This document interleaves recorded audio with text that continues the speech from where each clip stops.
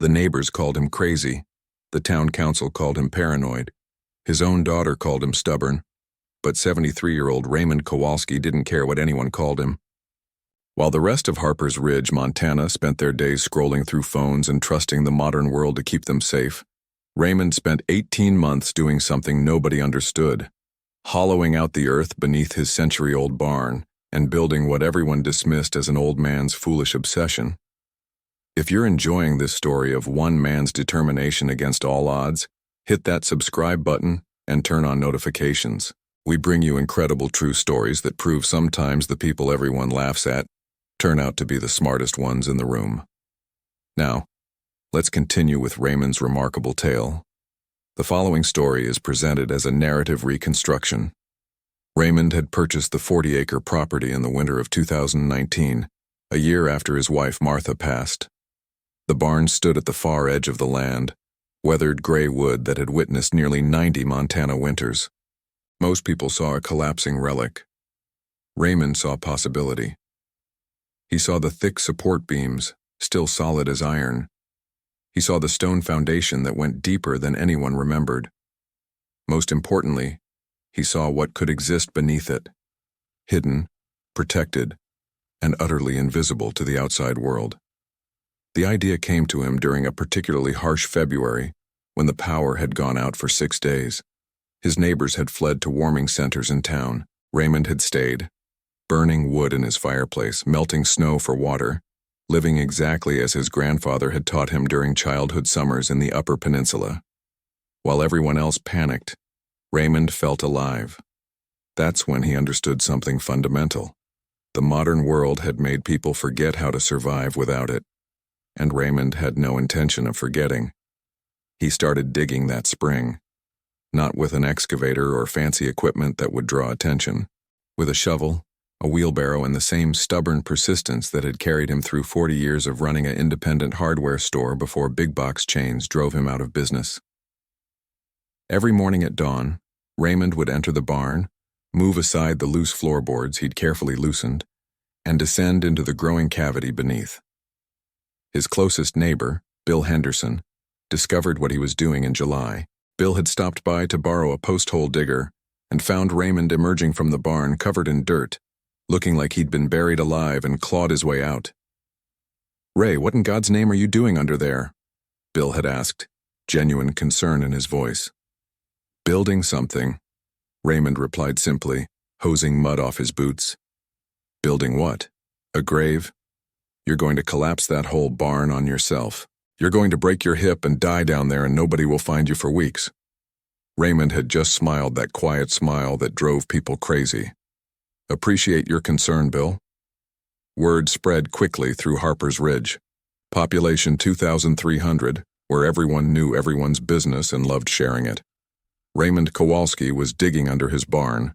Raymond Kowalski had lost his mind with grief. Raymond Kowalski was preparing for the end of the world.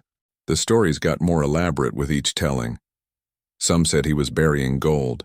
Others claimed he was hiding from the government. The more generous folks just shook their heads sadly and said grief does strange things to people.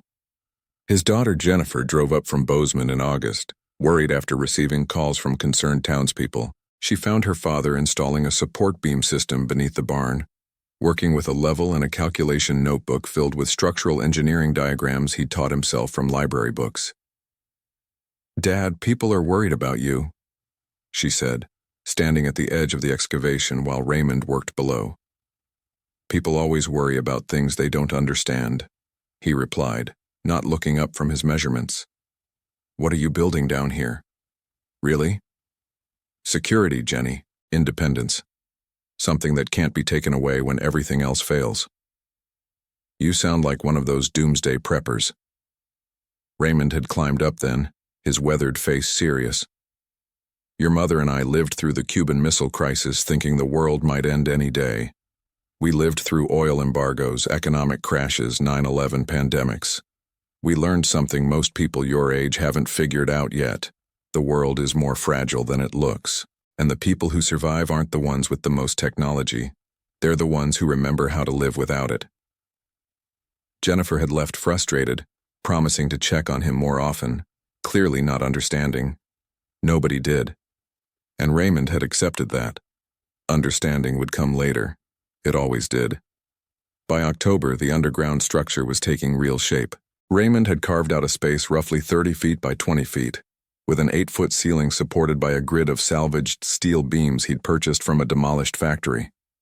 He'd waterproofed the walls with layers of tar paper and sealed concrete. He'd installed a hand pump well that tapped into the same aquifer that fed his house. He'd built ventilation shafts disguised as old fence posts in the field beyond the barn. He'd created a living space that could sustain life completely independently, powered by a combination of solar panels hidden in the barn's roof and a mechanical generator that required no electricity to operate. The entrance remained his masterpiece of concealment. The barn floor appeared completely normal, ancient wooden planks, scattered hay, old equipment, but a specific section, when the support pin was removed, would swing downward on counterweighted hinges, revealing stairs descending into the earth. Once closed from below, it became absolutely invisible from above. Raymond had tested it dozens of times, having friends walk through the barn while he hid beneath.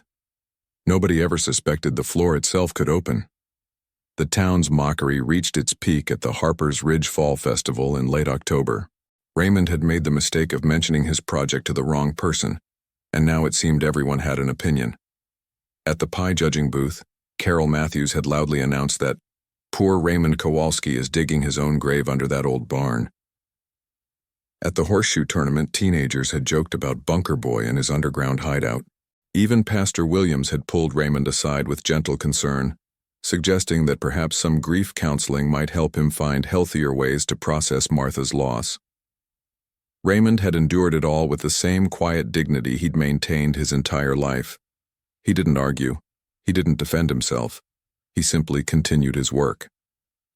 Because Raymond understood something that none of his critics did.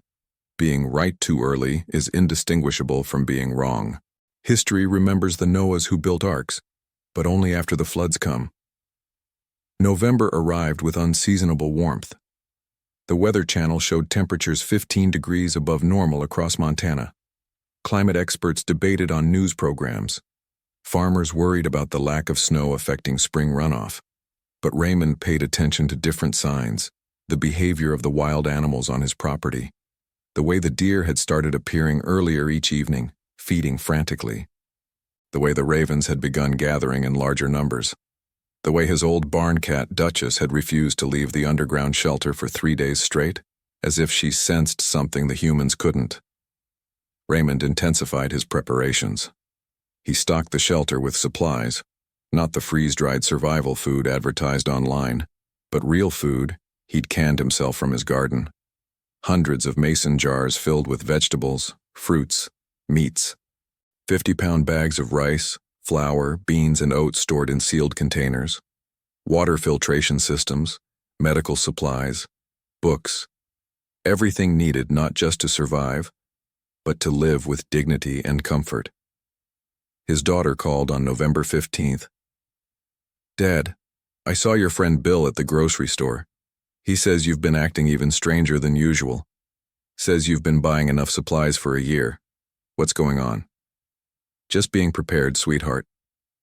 "Prepared for what?" "Whatever comes." "Dad, you're scaring people." Raymond had paused then, looking out his window at the unseasonably bare ground where snow should already be accumulating. "Jenny, do me a favor. Keep extra supplies in your house. Water, food, blankets. Just humor your paranoid old father." "You're not paranoid, you're just—" She trailed off, unable to finish the sentence without hurting him.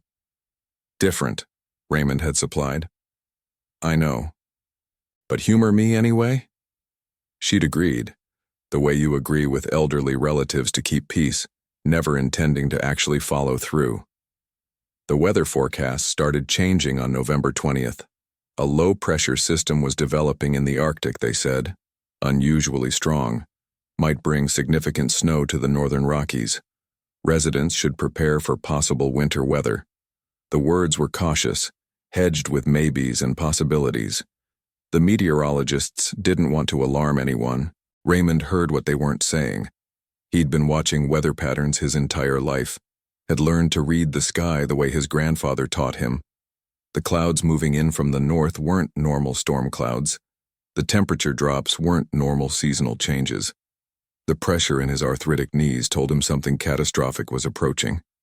He spent November 21st moving the last of his essential supplies underground.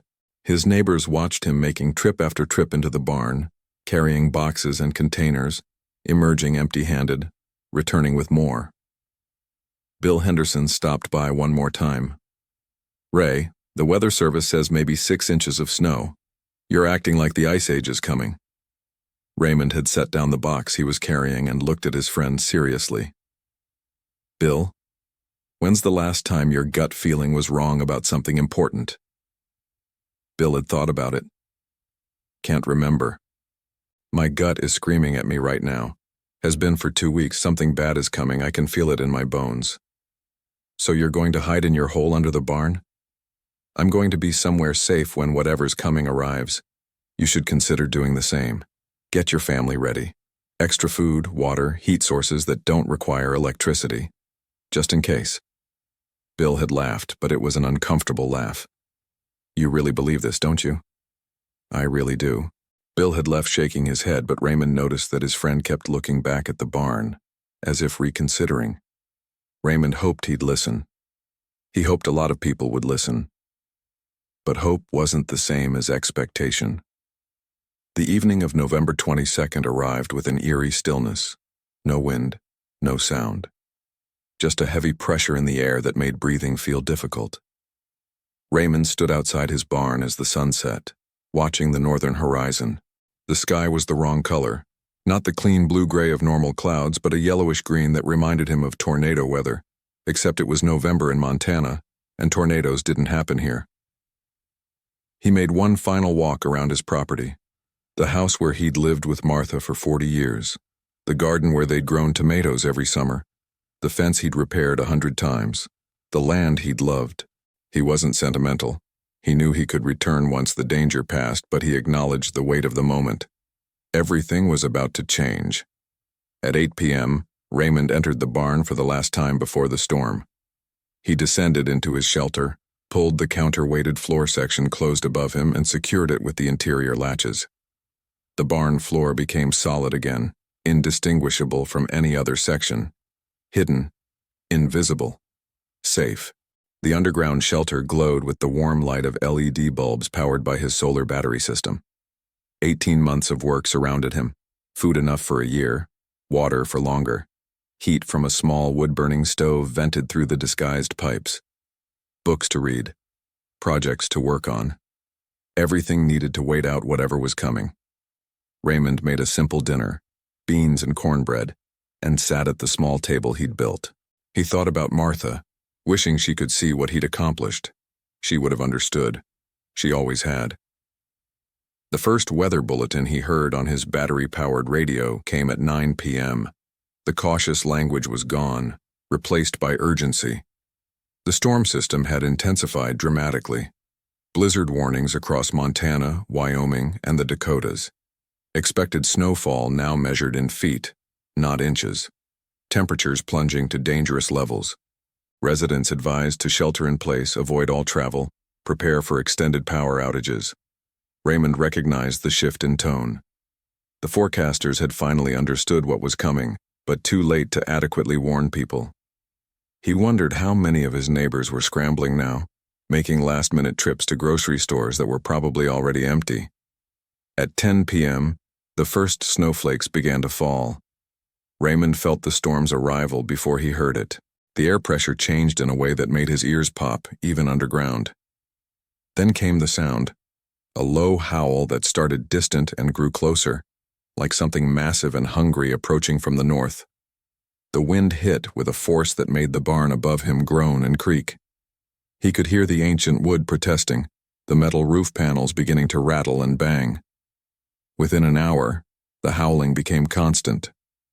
Raymond sat in his underground shelter, listening to nature's fury rage above him, and felt grateful for every hour he'd spent digging, every beam he'd reinforced, every seal he'd waterproofed. The structure around him remained solid and still, while the world above descended into chaos. He turned on his radio, cycling through channels. The news reports were frantic now, all pretense of calm professionalism abandoned. This wasn't the predicted 6 inches. Meteorologists were calling it unprecedented, historic, catastrophic. The storm had exploded in intensity with a speed that made forecasting impossible. Snow was falling at rates of 3 to 4 inches per hour. Wind gusts were reaching 70, 80, even 90 miles per hour. The entire northern Rockies region was being buried under what they were now calling a once-in-500-years weather event. Emergency services were overwhelmed within the first 3 hours. Power grids collapsed under the weight of ice and the force of wind. Transformers exploded across 3 states. Roads became impassable before snowplows could even deploy. Hospitals switched to generator power.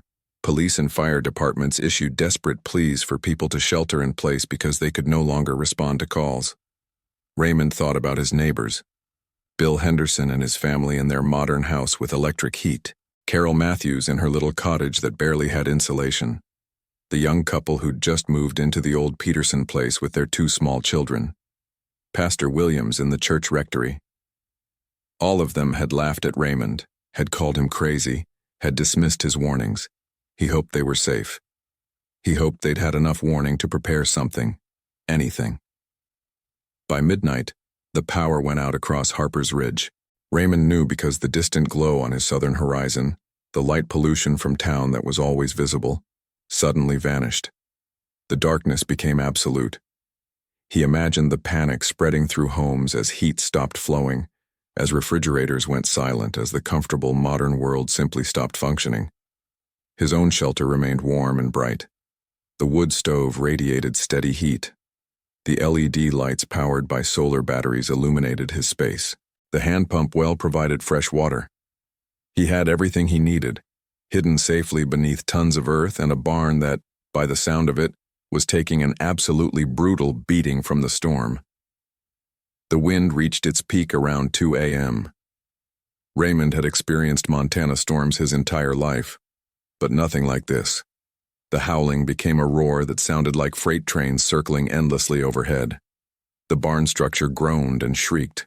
Something large and metallic tore loose and crashed against the walls, probably the roof panels starting to peel away. Raymond heard timber cracking, the sound of destruction happening in slow motion above him. He thought about the barn floor that concealed his entrance. Would it hold? The counterweights and hinges were strong, but if the barn collapsed, if massive beams fell directly onto that section, could tons of debris trap him underground? He'd considered this scenario during construction and reinforced that specific area more than any other. But theory and reality were different things. The crashing sounds intensified. More of the barn was coming apart. Raymond could hear what sounded like entire wall sections being ripped away by the wind. The metal roof was definitely going. He heard sheets of it tearing loose and sailing away into the night, the screech of nails pulling free from wood that had held them for decades.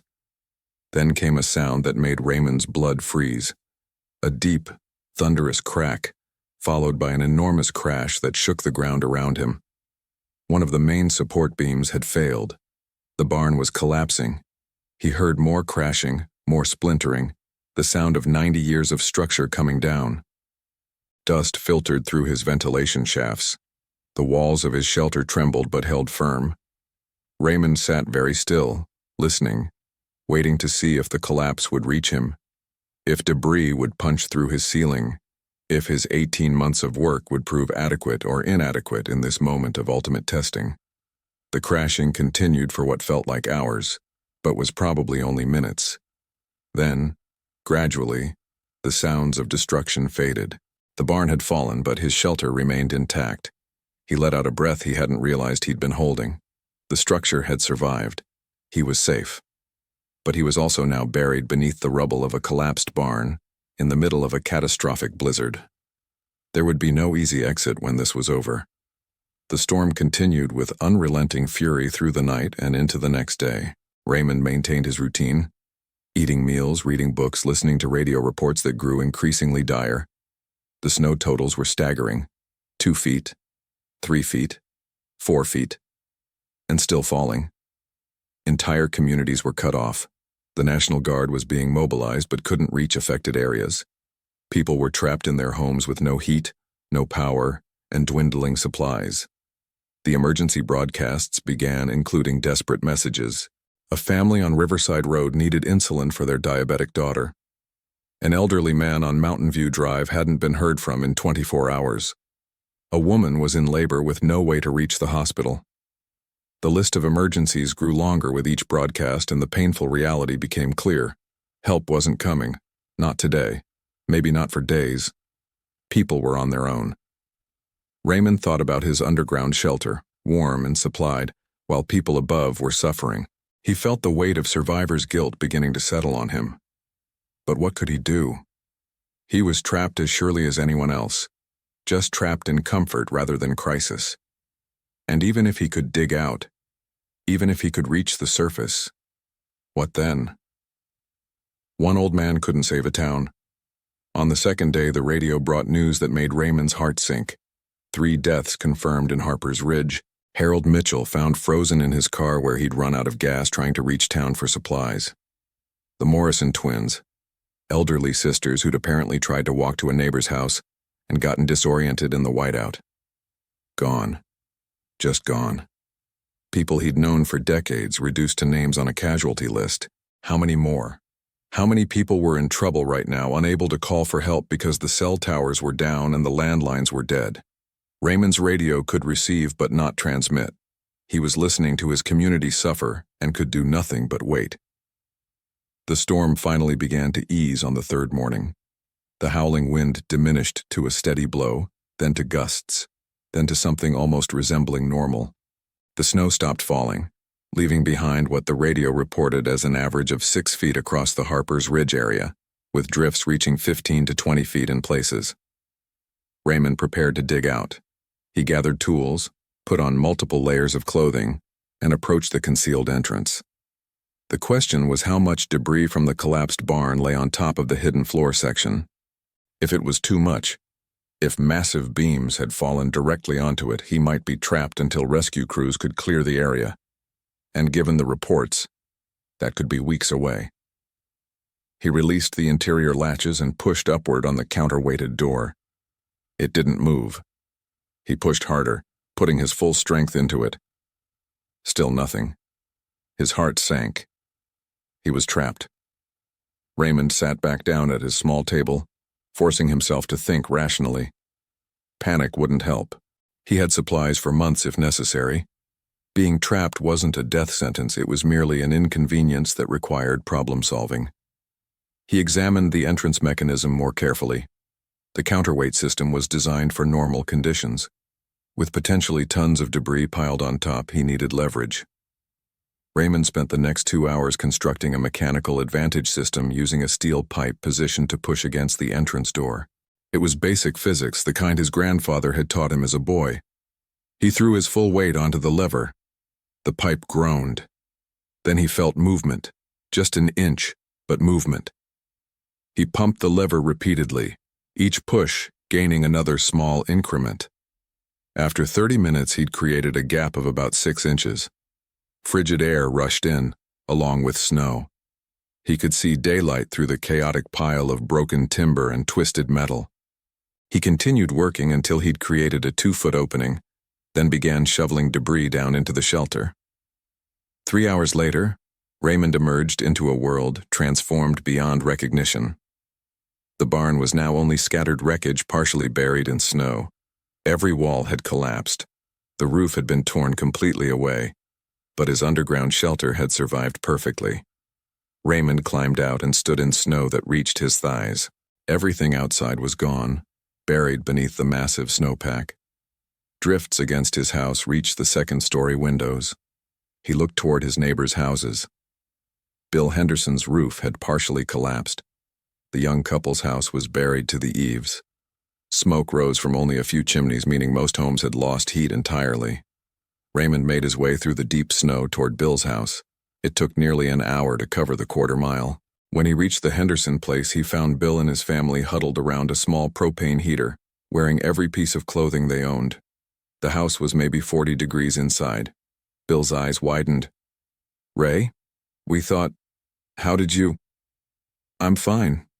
How much food do you have?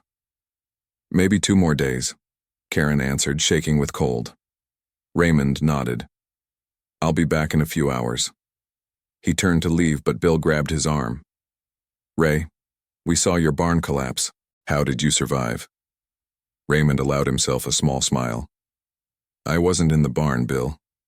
I was under it. Understanding dawned on Bill's face, followed by shame. The shelter we all laughed at.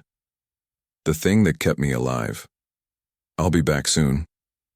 Raymond returned to his shelter and loaded a sled with food, water, blankets, and a heater. The trip back was harder pulling the loaded sled, but he'd spent a lifetime doing hard things. Karen cried when she saw what he'd brought.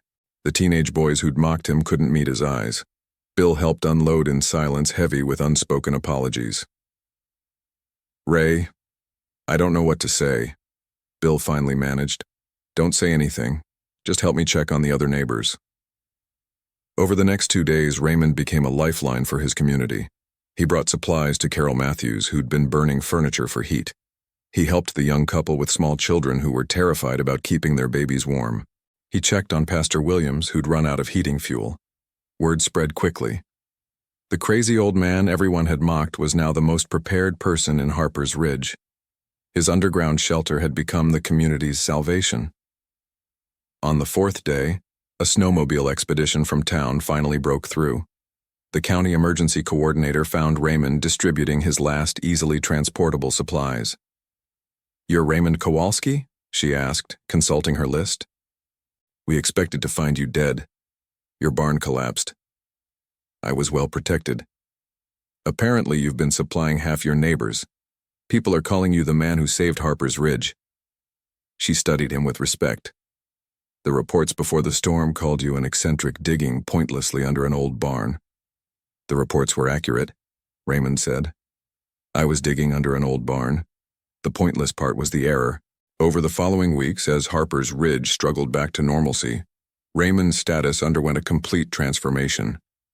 The mockery disappeared, replaced by respect and embarrassment. People who'd called him crazy now asked for advice on emergency preparedness.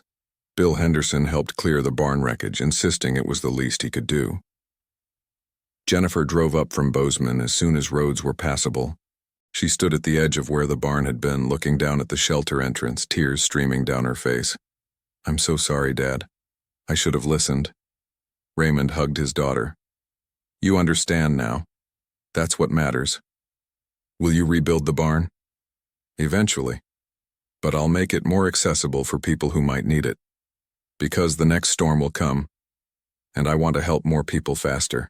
The local newspaper ran a feature story. The man who knew how one resident's crazy preparation saved lives. The article included interviews with families Raymond had helped and an embarrassed admission from the reporter who'd mocked him months earlier. The final death toll in Harper's Ridge was 7. Everyone acknowledged it could have been much worse. 6 months later, Raymond stood before the town council receiving a commendation for community service. After the ceremony, the mayor pulled him aside. Ray, we want to hire you as a consultant. Help us develop real emergency preparedness plans. What you knew to do, that's knowledge we need to share. Raymond thought about Martha, about his grandfather, about generations who'd known how to survive. I'd be honored, but I'm not special. I'm just someone who remembered what we used to know. Then help us remember, the mayor replied.